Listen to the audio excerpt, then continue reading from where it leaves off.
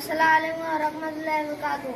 आज 15 अगस्त का दिन है और मैं आपके सामने एक तकरीर पेश करने आ रहा हूँ। मैं इस तकरीर के साथ मेरी तकरीर शुरू करता हूँ। मैं मर जाऊँ तो मेरी अलग पहचान लिख देना। मैं मर जाऊँ तो मेरी अलग पहचान लिख देना। मेरी लहू से मेरे पेशानी पे हिंदुस्तान लिख देना। बहुत अच्छे।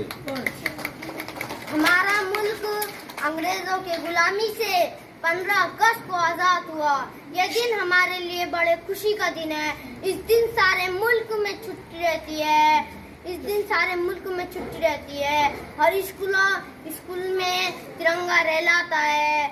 और मोहतरम आजाद हम इस दिन गाँव हमारे प्यारे भाई बहन